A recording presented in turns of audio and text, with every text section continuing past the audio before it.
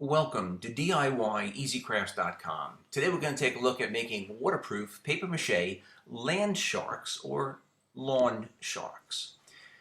Now really this project is about the waterproof papier-mâché. I use foam. This is just foam insulation. This was a leftover piece, but you can get it from Home Depot.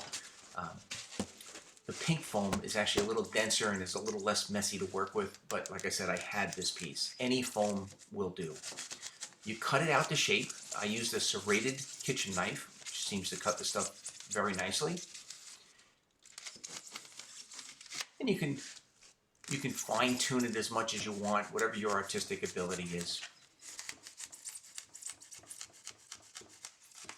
And like I said, this is just a demonstration of making this waterproof paper mache. I came up with this technique a couple of years ago. I had made some birdhouses back then. I'm going to shape these shark dorsal fins, give them a little bit of a curvature. And this is just all the prep work or the foundation for the waterproof paper mache.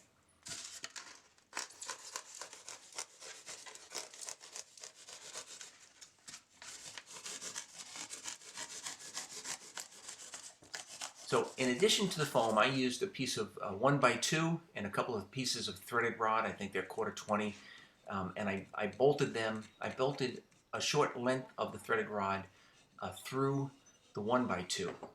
And these are going to be the spikes that hold the fin into the dirt or into the lawn. I then just taped the foam right onto that board. Doesn't matter what kind of tape you use. I happen to have electrical tape. You could use painter's tape or duct tape, Scotch tape, anything you had. And this is the key factor. We're going to use Flex Bond thin set mortar. This one is gray, but it comes in white also. Gray is what I had. You want to mix it with water until you get this mud-like consistency.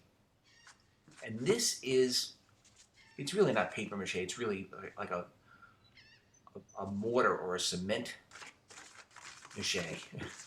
I added a little bit of black paint. I thought that was going to give it a dark enough appearance for the shark fins.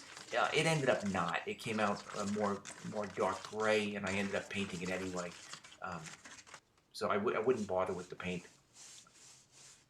The first step is to coat the entire piece of foam and the wood and the tape, all with a good coating of this Flex Bond thin set mortar mixed to a mud-like consistency.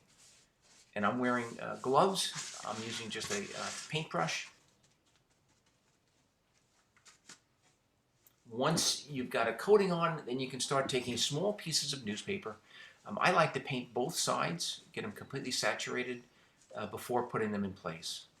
And of course, just like with paper mache, you want to overlap. You want to make sure that you get the entire object covered.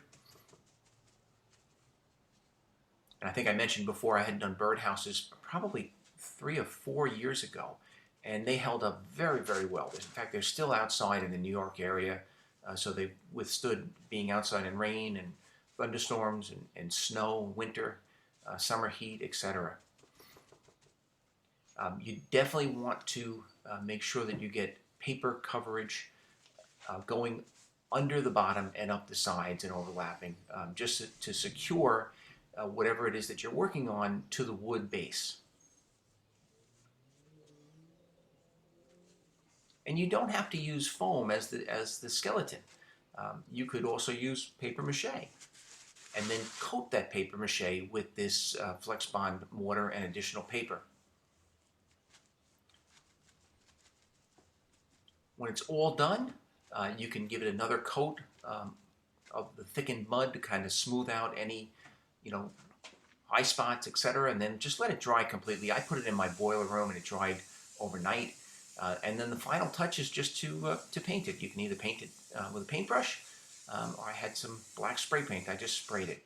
And that's basically it. A very, very simple little project. I hope you enjoyed the video. If you did, I ask that you give it a thumbs up and subscribe to this YouTube channel. By all means, check us out on the web at DIYEasyCrafts.com for some other do-it-yourself projects. Thank you very much.